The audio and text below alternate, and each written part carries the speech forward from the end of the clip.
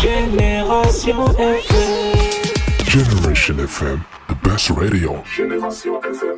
Voilà, merci de nous choisir, auditrices et auditeurs, chers internautes, sur nos plateformes digitales, mais également sur notre fréquence modulaire, la 93.4 Génération FM. Votre émission Carte sur table s'est déplacée aujourd'hui dans cette localité du département de Bignona, une localité assez particulière de par justement la richesse de son potentialité, ces potentialités donc qui sont énormes en termes de tourisme, en termes de pêche, en termes d'agriculture, entre autres. C'est-à-dire que justement cette collectivité territoriale qui se trouve être Kafountine regroupe en tout cas toutes les potentialités pour jouer grandement sa partition dans ce qui est de l'émergence de notre pays, le Sénégal.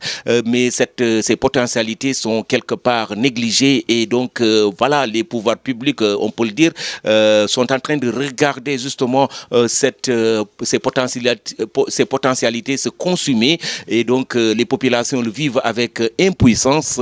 Quand on parle de ces potentialités, nous parlons de la pêche, du tourisme, entre autres, mais il y a des phénomènes qui sont en train de lutter de détruire ou d'affecter, si vous voulez, toutes ces potentialités. Mais malgré tout cela, le maire, l'équipe municipale, les populations ne croisent pas les bras et donc ils sont en train de se battre pour justement faire émerger cette collectivité territoriale qui est donc très particulière, il faut le dire. Donc Kafountine, quand on parle de la commune de Kafountine, c'est donc beaucoup plus d'îles que de villages sur terre. Donc ça veut dire que c'est particulier et donc cela démontre de la richesse de la localité. Nous sommes avec le maire de la commune pour cette émission. David Diatta, merci d'avoir accepté notre invitation. Merci beaucoup, Monsieur Khalil. Je vous souhaite vraiment la bienvenue ici à Kafountine. Et je vous remercie vraiment de nous avoir donné cette opportunité de saisir votre audience pour présenter la commune de Kafountine dans toutes ses facettes. Donc c'est moi qui vous remercie. Voilà, nous allons démarrer là où vous venez d'évoquer la présentation de la commune de Kafountine. Combien de villages, combien sont-ils justement sur la terre et combien sont-ils dans les eaux? Je parle des îles, des nombreuses îles justement que compte la commune de Kafountine. Oui, administrativement, la commune de Kafountine fait partie de la région de Ziguinchor, dans le département de Bignona, arrondissement de Kataba 1. Et du point de vue économique ou géographique, c'est une presqu'île. Une presqu'île qui est limitée à l'ouest par l'océan Atlantique, à l'est et au nord par le fleuve Casamance et le fleuve Djouloulou, et au nord par la commune de Kataba 1. Donc c'est une commune qui a une position géostratégique constituée de 19 villages, mais que la plus grande partie de la superficie des 14 villages se trouve dans les îles. Donc c'est une commune assez excentrée du reste de la région de Ziguinchor, mais qui est également reconnue et réputée comme zone naturellement à statut économique. Zone à statut économique grâce justement aux nombreuses activités qui se déroulent dans cette collectivité territoriale. On parle d'activités. La première activité qu'il faut justement pointer du doigt, c'est la pêche. Kafountine aujourd'hui est une référence en matière de pêche avec un port qui n'est pas encore moderne, mais qui fournit beaucoup de bonnes choses à toute la région naturelle de la Casamance, même au-delà, même au niveau de la zone est du pays, la région de Tambacounda, Kédougou. Les populations comptent sur Kafountine pour avoir le poisson. Comment gérez-vous un peu ce patrimoine justement qui est en train d'être consumé? Je l'avais évoqué au tout début justement de cette émission par le phénomène de l'érosion côtière. Voilà, avant même la pêche, ce fut le tourisme, mais actuellement la prédominance de l'activité économique est la pêche, comme vous l'avez souligné. du fait que le tourisme, l'activité touristique a beaucoup régressé. Sûrement, on y reviendra. Voilà, maintenant pour la pêche, je suis toujours en contact avec les pêcheurs, les mareyeurs, les acteurs, tout ce qui gravite autour de la pêche à Kafountine. Alors, le constat est que, et eux-mêmes le disent, au Sénégal, c'est Kafountine qui reste maintenant comme quai de pêche qui produit le plus. Alors, raison pour laquelle, pour certaines saisons, comme actuellement la pêche nocturne, vous voyez les pêcheurs venant des autres quais de pêche du Sénégal, Kayar, Mbour, Joal et Ndar, et qui sont tous là à Kafountine. Voilà, donc c'est vraiment l'activité principale, mais il y a vraiment des défis à relever. C'est un cri de cœur. Le caractère désorganisé de la pêche, le phénomène de l'érosion côtière qui est en train vraiment de menacer ou sinon d'impacter, ce n'est même pas une menace, mais c'est d'impacter réellement et négativement le quai de pêche de Kafountine et le manque d'aménagement du quai de pêche de Kafountine. Alors, ce manque d'organisation fait que, effectivement, même la prise, je n'ai pas les chiffres en tête, mais le constat est que la prise est en train vraiment de baisser de façon drastique. Et le quai est devenu maintenant très étroit et qui est en train aussi d'impacter négativement l'activité touristique parce que du fait du phénomène de l'érosion côtière, les 13 hectares qui étaient prévus pour le quai de pêche de Kafountine, 2 hectares sont maintenant engloutis par l'eau du fait de l'érosion côtière. Et ça, c'est un problème assez sérieux auquel il faut vraiment pallier. Voilà, la pêche donc qui est en train de rencontrer des difficultés et vous aviez plaidé justement pour la réalisation d'un port en haute mer, ce qui va justement régler ce problème sûrement de l'érosion côtière. Mais effectivement, parce que présentement, nous, ce que nous retenons, c'est un problème de réelle volonté politique du ministère de la Pêche, qui est le ministère de tutelle. Et même, disons, des politiques en la matière. Plusieurs fois, des ministres de la Pêche se sont succédés ici, sont passés et ont fait des annonces pour l'aménagement du quai de pêche de Kafountine. Et il y a un promoteur qui est passé et qui est prêt. Des études ont été faites, je sais que l'État est au courant de cela, pour la réalisation d'un port en eau profonde qui est adapté à Kafountine. Alors, pourquoi il n'y a pas encore cette manifestation de volonté réelle politique? Alors, nous nous disons, si réellement nous voulons relancer l'économie en Casamance, la porte est là à Kafountine. La porte de relance des activités économiques en Casamance à travers la pêche. Alors, le choix que nous ne comprenons pas, Ndayane est pratiquement à côté de Dakar. Il y a le port de Dakar qui est là. Et l'on sait que l'infrastructure et les études qui ont été prévues pour mettre le port de Ndayane, les conditions étaient réunies à Kafountine. Ça permettrait vraiment d'embrasser la sous-région notamment la Gambie, la Guinée et même le Mali à partir de Kafountine. Donc ça nous pose un peu problème par rapport à l'orientation politique pour le développement du tourisme, excusez-moi, pour le développement de la pêche au Sénégal de façon générale. Voici le constat, c'est là où nous en sommes. Nous savons que la pêche n'est pas une compétence transférée pour les collectivités territoriales, mais il est de notre devoir aujourd'hui de porter ce plaidoyer au nom de tous les acteurs de pêche qui gravitent autour au niveau de la commune, qui est devenu du point de vue démographique, je dis bien, embrasse toute la sous-région, embrasse toutes les couches sociales du Sénégal. Alors, ça fait, c'est ce qui fait que même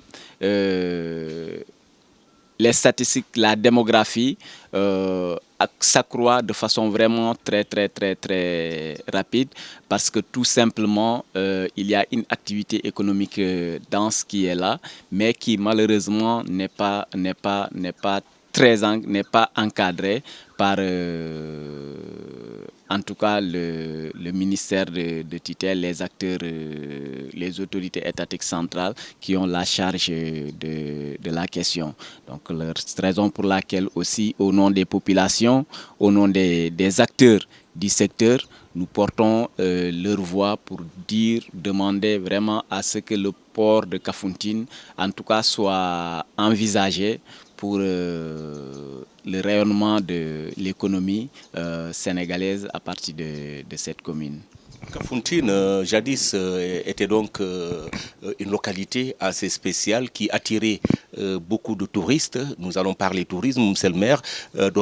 Cette localité, quand on évoque des localités, des villages comme Abéné, des villages comme Diana, des villages comme Kafountine, culturellement, ça a sa signification, mais sur le plan touristique, ça a donc une autre signification quand on y ajoute les îles, les nombreuses îles que vous avez citées, qui font partie de la collectivité territoriale. Ça doit normalement attirer avec la végétation qui est spéciale, la mangrove au niveau des îles, cette végétation au niveau de Kafountine qui est très spéciale. Pourquoi justement ça ne fonctionne pas? Pourquoi la localité, cette destination n'est plus privilégiée?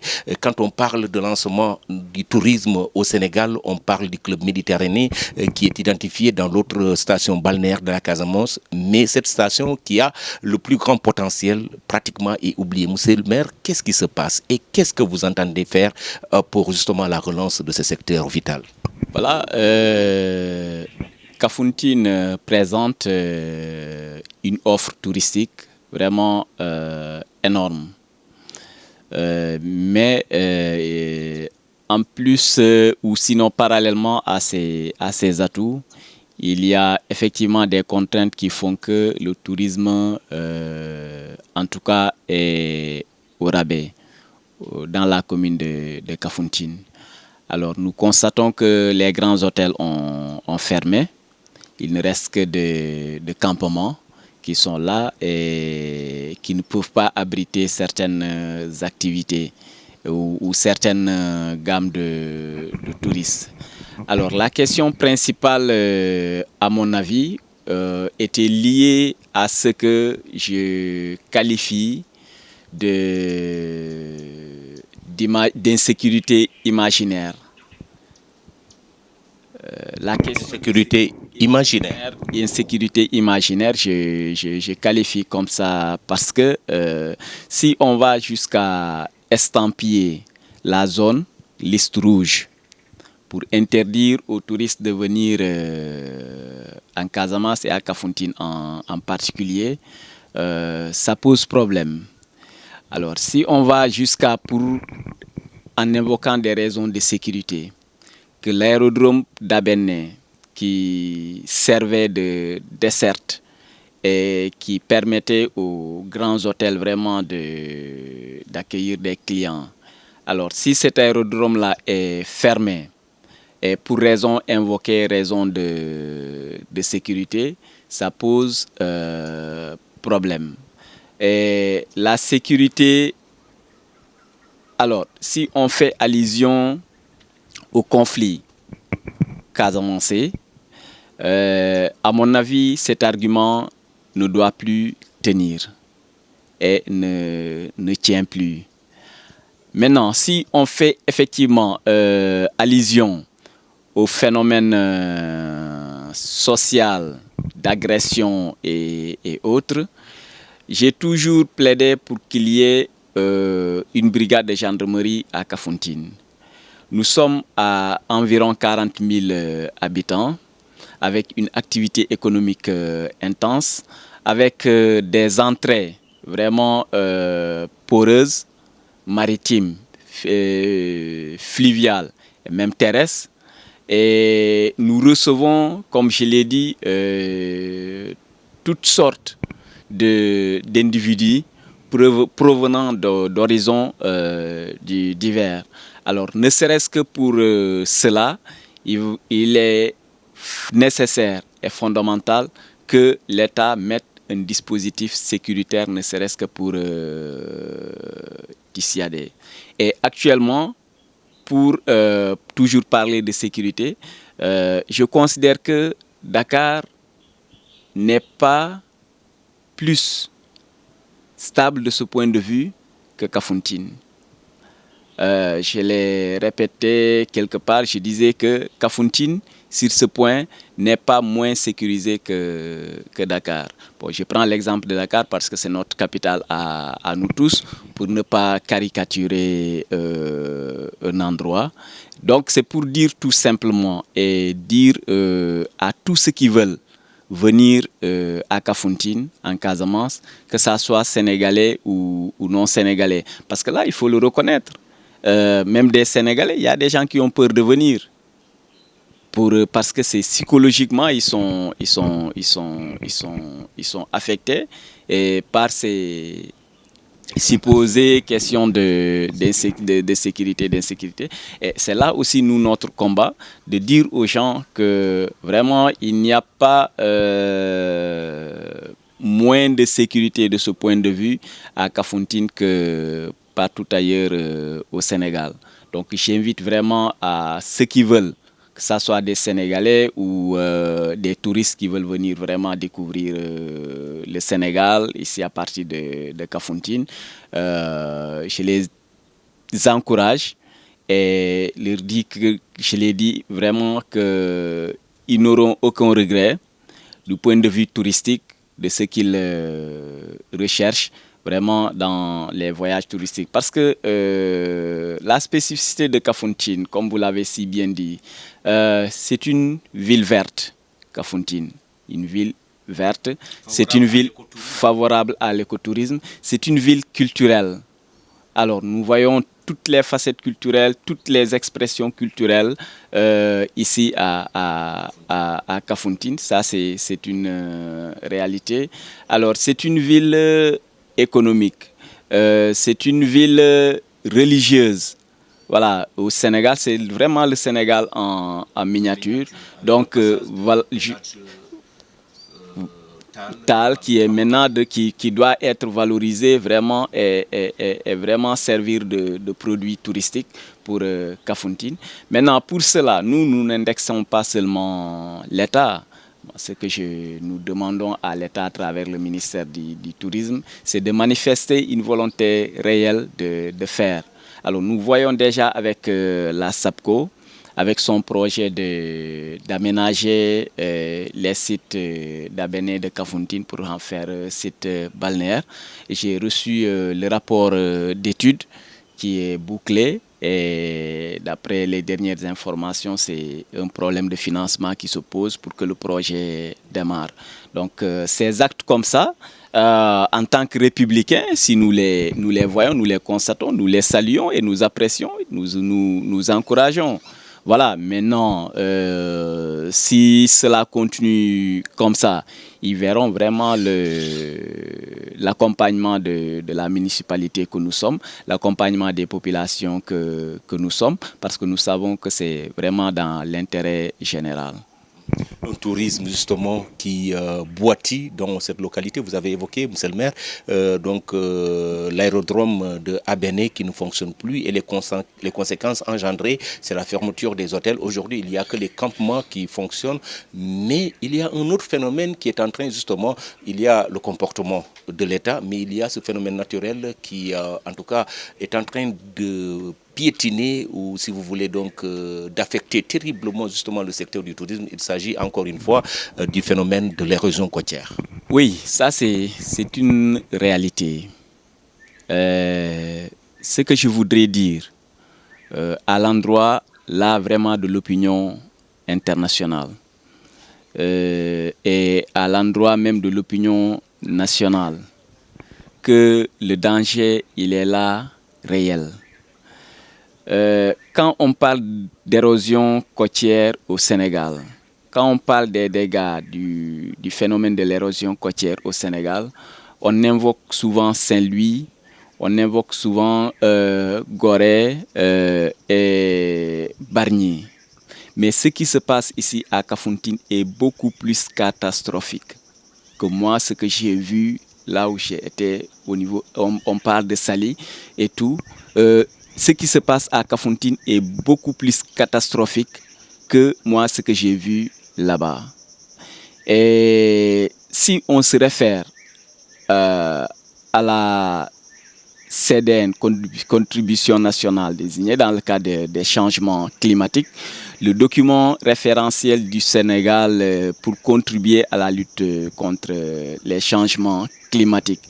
Et les études qui ont été faites par rapport un peu aux risques ou aux dégâts du phénomène lié à l'érosion côtière d'ici 2050. Alors, si on se réfère à ça, tenez-vous bien, la totalité des îles de la commune de Kafountine vont disparaître. Parce que ça a déjà commencé. Si vous partez à Djogé, c'est réel. Même ici à Kafountine où nous sommes. Vous allez au site de El Hadj Omar Foutiyou, Tal. La mer est à quelques mètres du site. Il y a des cimetières qui sont à côté et que sous peu de temps, la mer va très bientôt prendre cela. Et si on invoque des raisons économiques pour privilégier ou penser que la priorité est ailleurs, à Saly ou ailleurs, nous considérons que des études vraiment sérieuses ne sont pas encore menées ici à Kafountine. On n'a pas besoin d'être expert pour le constater. Vous avez vous-même, à travers vos organes, vous avez fait un tour autour. Vous avez vu qu'il y a eu des infrastructures hôtelières comme des campements qui sont aujourd'hui anéantis et totalement engloutis par l'eau. Et de ce point de vue économique, la pêche qui est fortement maintenant impactée, je l'ai dit tout à l'heure, et du point de vue écologique, alors si vous prenez tout ce littoral-là jusqu'à Abéné, Djana, Abéné, vous voyez que les filaos, il n'y a plus de forêt de filaos parce que la mer a tout pris et tous les filaos sont en train de disparaître, de tomber. Et pour éviter que le pire ne se produise, et malheureusement c'est ça la gouvernance actuelle, on attend il n'y a pas plus urgence que cela. C'est extrêmement urgent. Parce que je ne sais pas ce qu'ils appellent urgence, il faut qu'ils attendent qu'il y ait catastrophe, perte en vies humaines pour qu'on réagisse. Et comment réagir? En distribuant du riz, de l'huile pour dire soulager les familles. C'est le moment maintenant vraiment de soulager ces familles de la population. Et même Kafountine risque de disparaître, je dis bien, si on se réfère à ce document. Donc c'est vraiment et nous sommes conscients que c'est un phénomène naturel, alors mondial, nous le savons, mais aussi il y a aussi les causes anthropiques, mais pour ne pas même parler de causes anthropiques, mais partout, il y a des solutions qui sont envisagées. Et là, nous, ce que nous sommes en train de faire, c'est nous avons envisagé des mesures douces. Parce que pour la lutte contre l'érosion côtière, ce sont ces deux leviers-là, des mesures douces et des mesures fortes. Alors, ce qu'on appelle mesures douces, avec la population, nous avons essayé d'ensabler avec des sacs de sable pour vraiment freiner. Mais avec un partenaire, nous sommes également en train d'expérimenter des mesures de lutte contre l'érosion côtière basées sur la nature, avec des phyllomes et ce qu'on appelle les épis perméables. Nous l'avons expérimenté à Djogé. Ici à Kafountine, nous avons mis un épi ici qu'on pourra sûrement visiter. Donc c'est pour dire que la population, elle est vraiment très consciente et soucieuse de la question et n'attend pas toujours, mais elle ne peut faire qu'à la limite de ses possibilités. Alors les mesures dures. Alors ces mesures dures, ça demande des moyens, mais ça demande également de la volonté politique et une bonne orientation de cette volonté politique de lutte contre l'érosion côtière. Alors, comme je l'ai dit, le danger est extrêmement grave, sinon plus grave que moi, ce que j'ai vu dans le reste de ce pays. L'érosion côtière qui menace même le désenclavement de la commune. Vous avez vu qu'une certaine piste a été coupée entre-temps justement par le phénomène. Aujourd'hui, en termes d'enclavement, quel est l'état des lieux justement dans votre collectivité territoriale?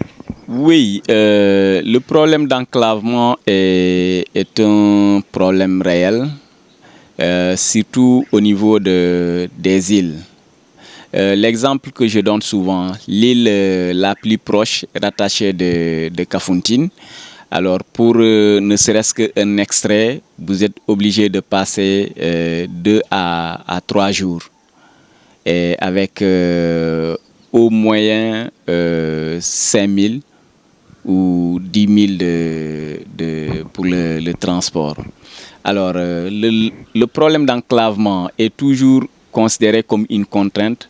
Mais nous voyons cela vraiment comme une opportunité si on met en valeur les îles.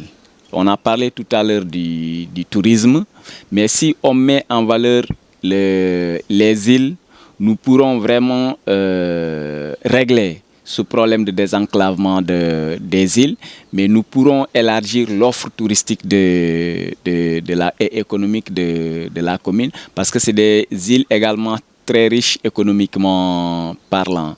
Mais c'est des îles il faut vraiment du courage pour y aller. Pour cela, c'est des îles, voilà, comme partie intégrante du Sénégal. Nous sommes tous aujourd'hui dans l'obligation ou sinon le devoir de valoriser. Il y a plus d'intérêt à valoriser ces îles que de les laisser dans l'état où elles sont. Alors c'est ce qui fait qu'aussi moi je le dis sans complexe. Je le dis sans complexe parce que moi je suis insulaire.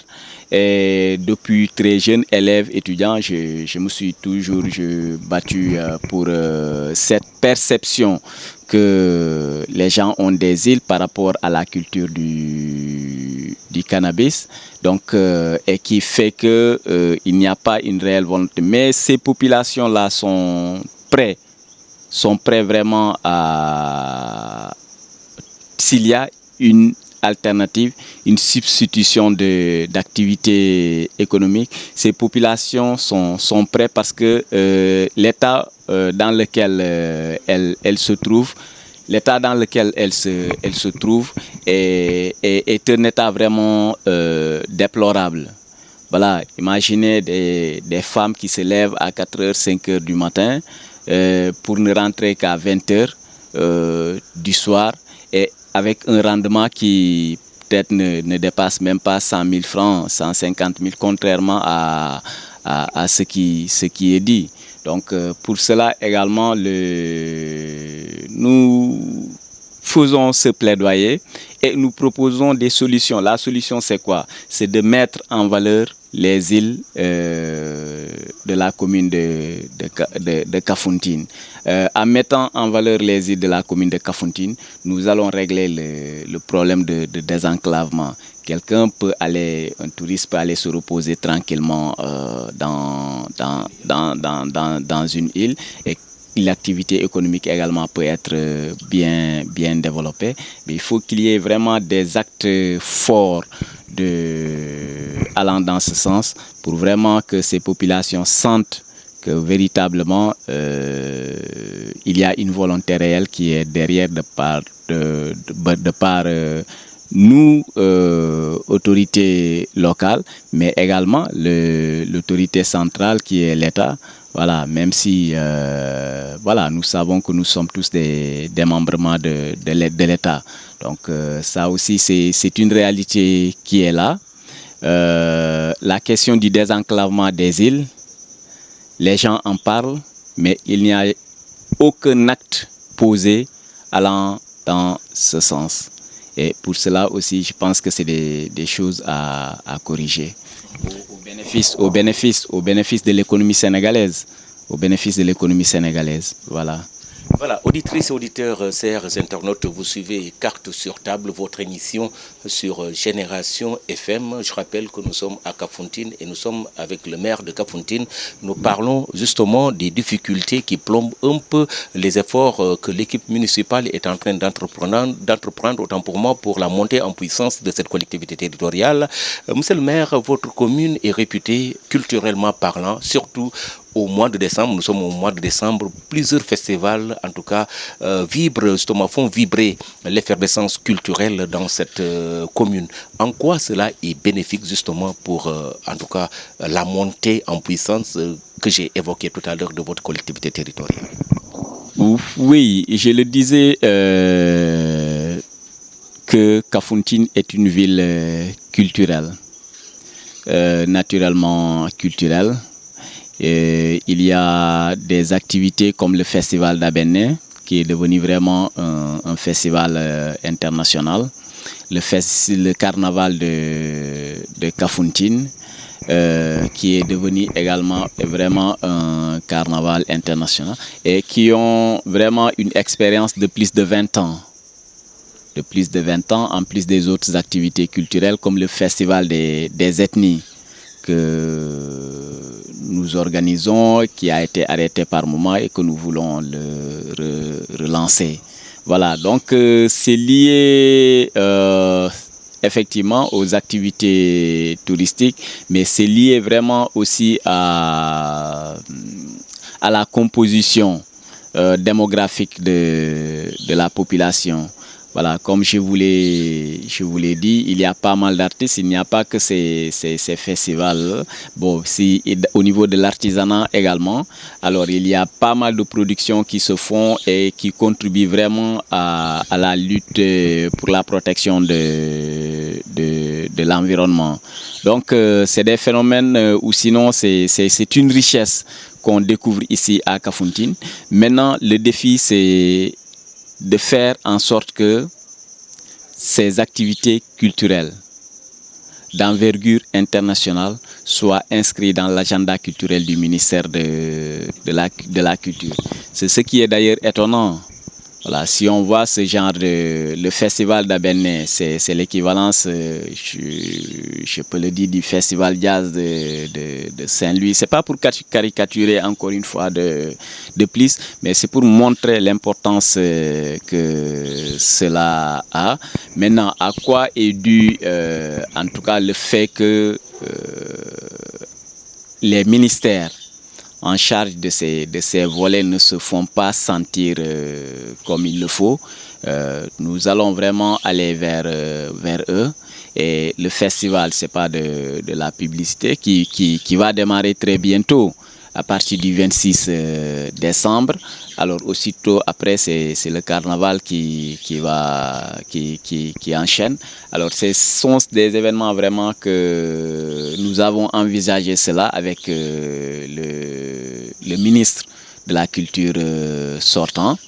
Bon, maintenant, on va essayer de l'envisager avec le nouveau qui est là pour que ces activités soient inscrites dans l'agenda culturel du ministère de la Culture. Nous verrons ensemble quelles sont les conditions à remplir pour cela, mais je pense a priori déjà que vraiment ces événements-là remplissent ces conditions. Et il faudrait que nous y travaillons, nous allons y travailler et faire en sorte que chacun, en ce qui concerne relève de sa responsabilité ou de son devoir, fait en sorte que cela soit effectif, accompli.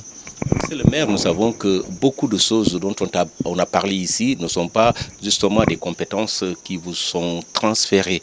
Par rapport aux compétences transférées, nous parlons de l'eau. On sait que dans les zones insulaires, c'est justement le goulot d'étranglement dans ce secteur. Quand on parle de l'école également, nous savons qu'il y a des efforts qui sont faits au niveau de la commune de Kafountine, mais il y a beaucoup de choses qui restent à faire. Puis-vous revenir un peu sur les orientations, vos orientations pour justement améliorer ces secteurs d'activité? Oui, l'eau, comme vous l'avez dit aussi, ce n'est pas une compétence transférée de la commune. Et tous ces aspects que nous avons évoqués et qui ne relèvent pas de la compétence de la commune, en tout cas, ce que nous pensons étant notre devoir là-dessus, c'est de faire le plaidoyer comme nous sommes en train de le faire, de porter vraiment cette voix auprès des autorités ou des acteurs compétents. C'est ce que nous essayons de faire à travers la communication, à travers tout ce, à chaque fois que nous avons l'occasion de nous exprimer quelque part. Maintenant, par rapport à l'eau, là aussi, il faut saluer ce projet d'eau potable dans les îles de la basse Casamance, qui est vraiment un grand projet, un très bon projet à saluer. Et j'ai vu des acteurs qui sont vraiment engagés et disponibles. Et à l'occasion, j'ai eu à rencontrer le ministre en charge de l'eau. Parce que bon, il faut régler une certaine question d'équité. L'eau quitte la terre ferme pour alimenter les îles. Et partout où les tuyaux passent, ces gens-là ne sont pas servis sur la terre ferme, ne sont pas servis en eau potable. Maintenant, ce qui nous reste vraiment comme travail à faire pour régler de façon vraiment complète la question de la disponibilité en eau potable dans la commune de Kafountine, pour régler vraiment la question de façon définitive, c'est de faire en sorte que sur la terre ferme, les parties qui restent soient raccordées. Et pour cela, avec le FOR qui nous a aidé vraiment à faire une étude scientifique et à dégager un budget, la requête de financement est disponible et nous essayons de voir avec les partenaires ce que nous pourrons faire pour vraiment régler ce problème et que, compléter cela pour que le projet vraiment soit un projet complet et qui va régler de façon définitive vraiment la question de l'eau au niveau de la zone. Et pour cela également, je pense que le ministre en charge de l'eau, voilà, nous avons écrit, il a demandé à ce qu'on écrive, il était vraiment dans les dispositions. Nous avons écrit, maintenant bon, nous attendons pour voir ce que ça va donner, tout en espérant que ils vont prendre ça en compte. Et ça fera partie des contraintes, et sinon en tout cas des difficultés qui font que le tourisme en tout cas, ne va pas comme cela se doit dans la commune de Kafountine et dans les îles. Alors, avec ces questions de problèmes de l'eau, voilà, justement. Et même ça va mieux même sur le domaine agricole. Alors, si on va jusqu'à maîtriser l'eau, le sol est tellement riche, les gens peuvent aller vers des cultures de contre-saison et améliorer la capacité productive. Maintenant, l'orientation, effectivement, l'orientation actuellement, c'est... Alors, nous sommes partis d'une vision d'abord, la vision ou sinon d'un constat. Le constat, c'est le potentiel énorme qui est là, c'est ce paradoxe-là, du potentiel économique énorme qui est là et du niveau de pauvreté de la population. Et partant de là, la vision vraiment c'est de travailler à mettre en valeur le potentiel qui est là et relever le niveau du développement de la commune à la hauteur de ses potentialités. Vous voulez dire que Kafountine donne l'image justement d'un mendiant qui est assis sur une mine d'or? Mais c'est ça, c'est exactement ça. C'est pourquoi voilà, dès que vous sortez de Kafountine, les gens vous regardent comme une commune riche qui est là, potentiellement oui, mais c'est pas valorisé, c'est pas impacté. Et même par rapport à cela, je vais peut-être toujours dans l'orientation, et c'est de réclamer ce qu'on appelle la responsabilité sociétale des entreprises. Alors, le quai est du ressort de l'État. Alors, aux dernières nouvelles, en termes de recettes, c'est plus de 10 milliards que le quai de pêche voilà, dans les caisses. Mais en termes d'infrastructures sociaux de base, en tout cas, tout ce qui ressort du quai de pêche, il devrait y avoir une infrastructure vraiment digne de son nom, un hôpital, digne de son nom, ne serait-ce que pour citer le domaine de la santé, que les gens doivent mettre en place à Kafountine pour que les soins, en tout cas sinon les premiers soins soient faits ici à Kafountine avant, sinon au besoin en cas d'urgence aller jusqu'à Ziguinchor. Mais jusqu'au moment où je vous parle, le plateau médical de Kafountine sur une population qui est de plus de 37 000 habitants, environ 40 000 habitants, on est toujours en statut de poste de santé. Donc ça aussi c'est un souci. Maintenant par rapport à l'orientation, comme je l'ai dit, de la commune, quand nous sommes arrivés, alors la première des choses évidemment c'est de faire l'état des lieux, mais également de marquer l'orientation. L'orientation c'est quoi? C'est basé sur le développement. Donc je me définis comme un maire vraiment de développement.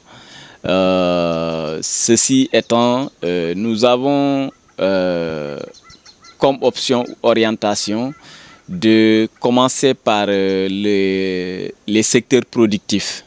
Parce que généralement, l'approche que nous avons avec les secteurs sociaux de base, comme la santé, l'éducation, je pense qu'en mettant en valeur les secteurs productifs, tels que l'agriculture, la pêche, l'élevage, etc.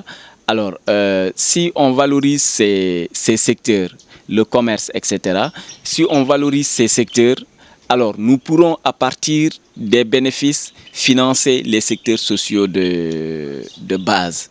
Et raison pour laquelle nous avons vraiment mis l'accent sur l'agriculture.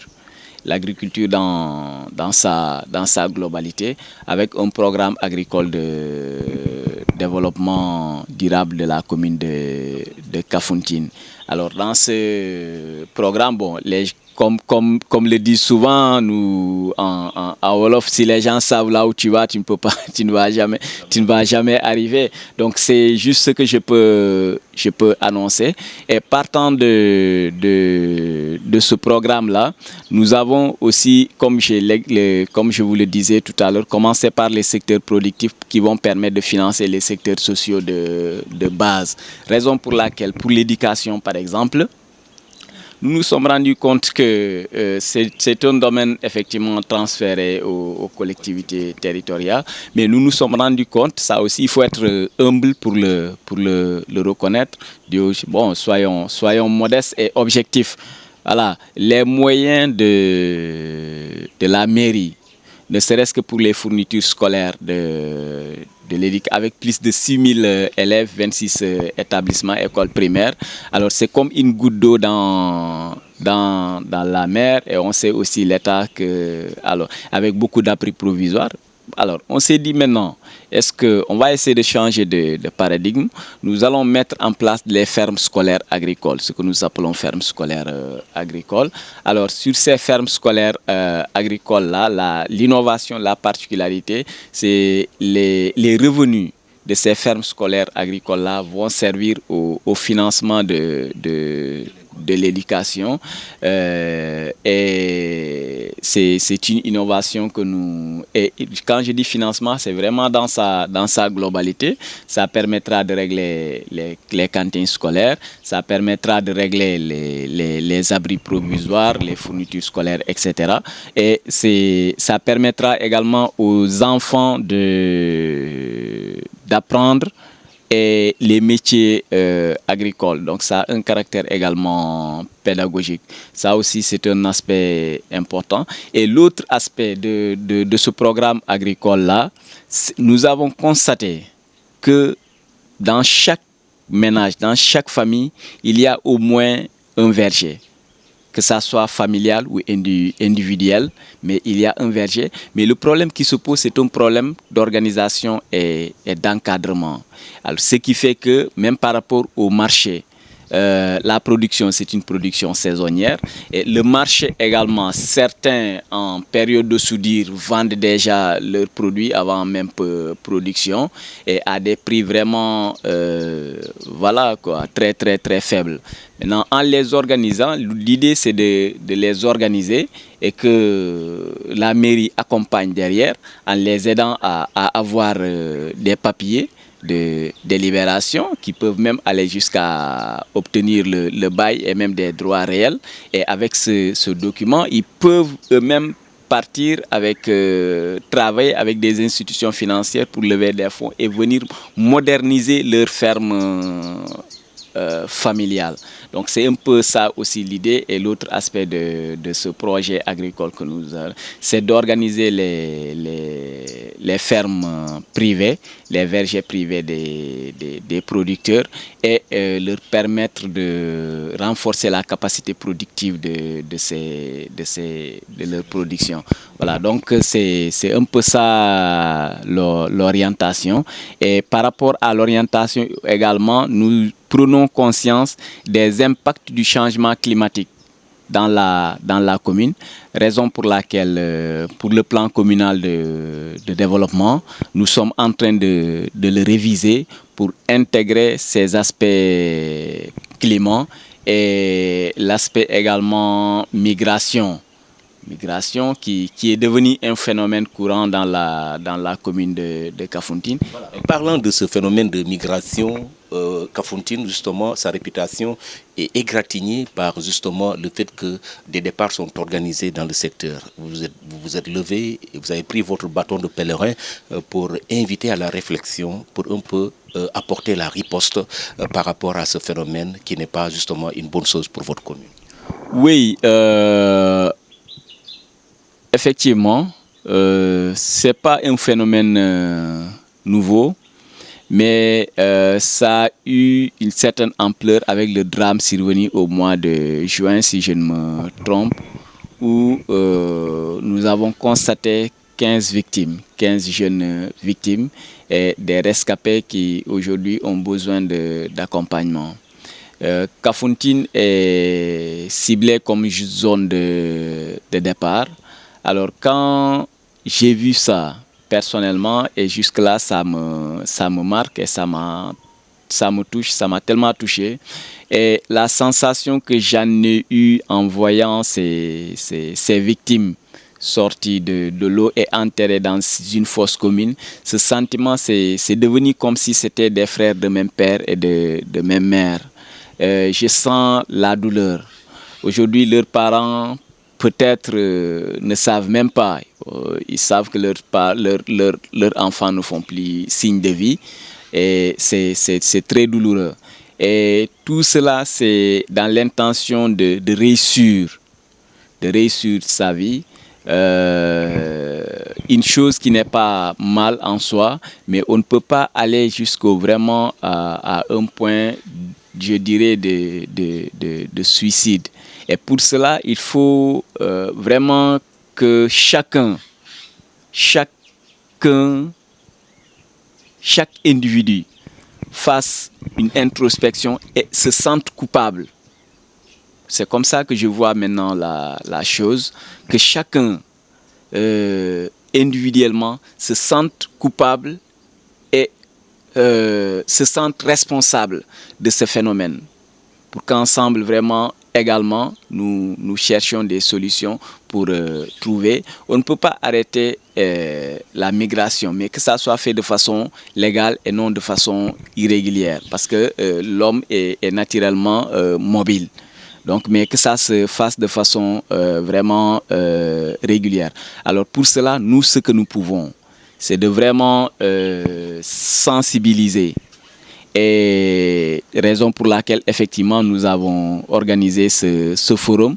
On a d'abord organisé un premier forum local, alors dont l'objectif était de sensibiliser les chefs de village, les délégués de quartier, les jeunes, les populations, les personnes ressources, pour qu'elles collaborent avec les forces de l'ordre et de sécurité, pour dénoncer au cas où ils verraient en tout cas des candidats à l'immigration.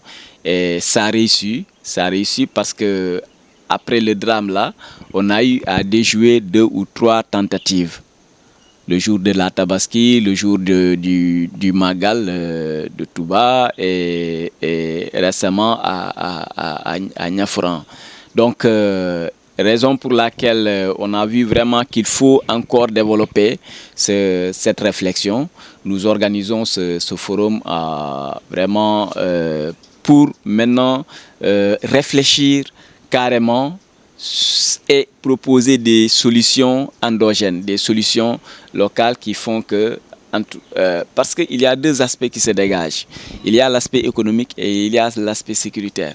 Les jeunes qui pose le problème de l'emploi, même s'il y a ce rêve d'aller vraiment en Europe, ce rêve de découvrir l'Europe, mais fondamentalement, il y a cette ambition de vouloir réussir sa vie au niveau des jeunes. C'est ce que je qualifie comme vraiment raison économique, mais solution économique. Donc, dans la réflexion, c'est de voir quelles sont les activités économiques que les gens pensent, si on les développe, ces jeunes-là vont accepter de rester et de travailler et gagner leur vie de façon digne.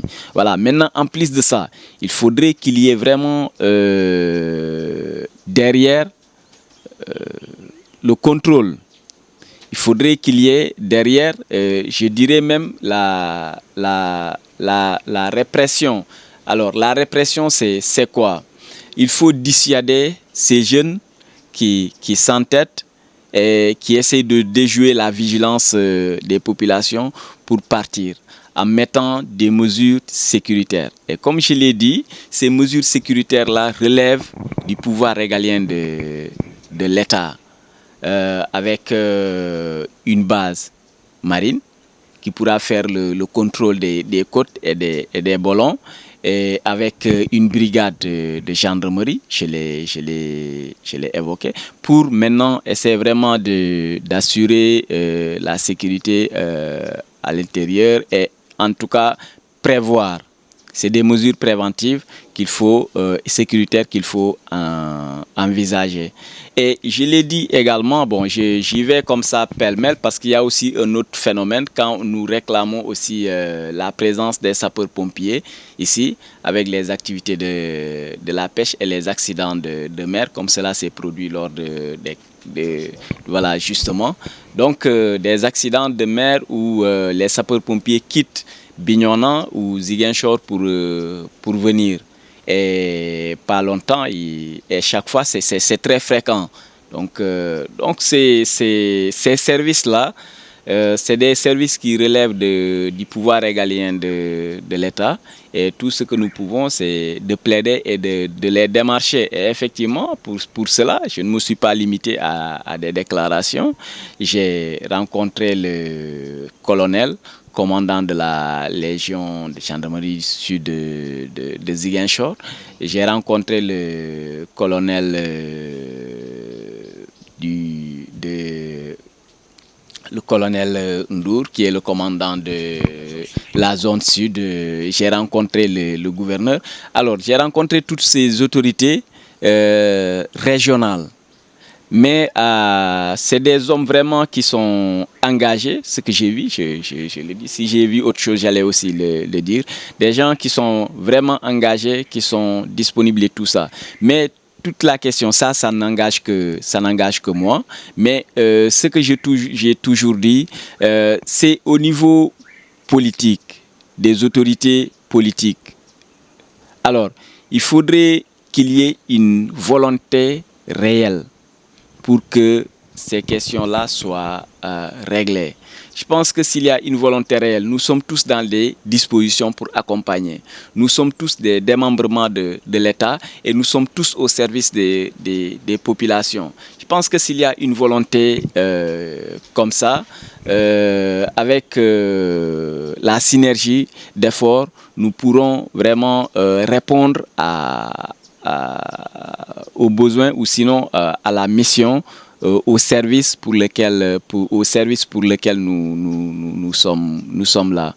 Donc c'est ça, ce ne sont pas des critiques, mais c'est un constat qui est là. Je pense que ces autorités politiques centrales-là doivent s'en réjouir. S'il y a des gens qui portent vraiment le sentiment des populations à la base et qu'ils comprennent que vraiment, qu'elles comprennent autant pour moi que vraiment c'est ce que ressentent les populations, c'est ce que veulent les populations. Voilà, maintenant, nous, on ne cessera de le dire. En tout cas, moi, en ce qui me concerne, tout ce qui relève de la commune, c'est ce que je dis aux gens, tout ce qui relève de la commune, de la compétence de la commune, tout ce qu'on peut faire, on le fait. Tout ce qu'on ne peut pas faire, on aura également le courage de dire à la population, voici, ça relève de notre responsabilité, mais voici nos limites, etc. Maintenant, tout ce qui relève également des autorités civiles, étatiques, centrales, nous portons le plaidoyer. Et s'il faut aller, nous irons vers eux. Si ça doit se faire à travers les médias également, nous le ferons, mais qu'ils comprennent que vraiment c'est une émanation de la population. Encore une fois de plus, ce ne sont pas des critiques, mais nous sommes dans notre rôle de porteur de voix des sans-voix. Porteur de voix des sans-voix, on vous a vu récemment réagir suite à la disparition de deux fils du Sénégal, deux agents de sécurité qui sont malheureusement originaires de votre zone, qui sont originaires des zones insulaires de la commune de Kafountine. Comment les populations vivent-ils justement cette situation qui perdure et qui défraie toujours encore la chronique dans notre pays? Le sentiment, c'est un sentiment de tristesse. C'est une situation très difficile, très très très difficile, une souffrance incommensurable. Et ce qui est déplorable dans ça, et la population, en tout cas nous, parents du terroir, nous sommes vraiment dispensés ou sinon réservés de tout commentaire qui peut être fait sur ça, mais il faudra que l'on respecte la dignité humaine de ces gens. Ce que nous ne pouvons pas comprendre des agents de l'État, les soldats arrêtés au Mali et qu'il y ait toute une mobilisation de l'Union africaine, de la CEDEAO, dirigée par le président de la République du Sénégal,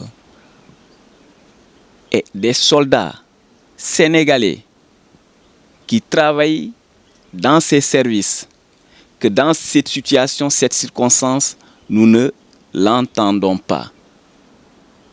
Ça ne soulage pas et ça ne peut pas aussi arrêter de penser. Et de penser parfois négativement et d'avoir des doutes. Parce que, comme je l'ai dit, il faut que vraiment l'État nous dise ce qu'il en sait. Ne serait-ce que pour soulager les populations et sentir qu'effectivement, il y a de... En tout cas, ça leur tient à cœur. Ça, c'est un.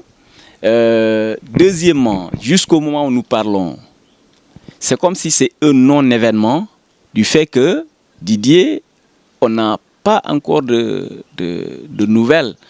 C'est comme un non-événement. Alors, qu'est-ce que vous voulez que nous, parents, que chacun se mette à la place de ses familles pour comprendre? Et pour le comprendre, ce n'est pas facile. Nous avons tous, une fois perdu, un parent cher. Alors, raison pour laquelle, je l'ai dit, nous observons le temps de voir qu'est-ce qu'ils vont dire, mais nous n'allons pas laisser cette affaire comme ça. Si je le dis au nom de la population. Nous n'allons pas laisser cette affaire comme ça. Il faudrait que lumière soit faite et que, voilà, qu'on rende la dignité humaine qu'il faut à ces soldats. Parce que le témoignage, c'est des hommes qui ont fait leur carrière, qui sont réputés sérieux, qui sont réputés travailleurs et des bons pères de famille. Alors, quelle que soit la raison, parce que là aussi par rapport aux commentaires, premier commentaire, que voilà, c'est une disparition volontaire, c'est lié à tel ou tel ou tel. Même si cela s'avère, mais ce n'est pas un crime au point à ce qu'ils se suicident. De quoi vont-ils avoir peur au point à mettre dans cette situation leur famille? Et quelle est la souffrance qu'ils auraient à souffrir en restant? Quelle est la souffrance que la famille aurait à souffrir en restant que dans cette situation où la famille est? Je n'en trouve pas. Ce n'est pas un crime qu'ils ont commis. Donc, voici un peu un certain nombre de questionnements et d'états d'esprit dans lesquels nous trouvons. Alors, raison pour laquelle, encore une fois de plus, nous lançons un appel au président de la République, au ministre de l'Intérieur, au ministre des Forces armées, qu'ils viennent nous dire aux Sénégalais, dire à la famille ce que l'État sait de cette affaire. Monsieur le maire David Diatta, nous arrivons à la fin de cette émission. Votre mot de clôture. Voilà, merci beaucoup. Je tiens vraiment à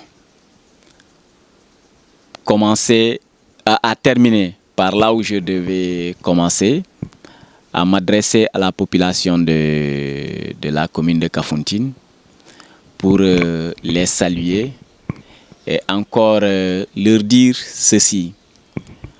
notre discours a tout le temps voulu être un discours objectif, un discours sincère. Alors, un discours sans démagogie. Nous disons que le changement économique de Kafountine est possible. Pour ce faire, ce que j'ai vu en termes d'engagement de la jeunesse et des populations, si nous portons à bras le corps ce problème, ce défi, et que nous continuons à nous sacrifier, à payer ce sacrifice, ces efforts-là, nous pourrons véritablement changer le visage de Kafountine.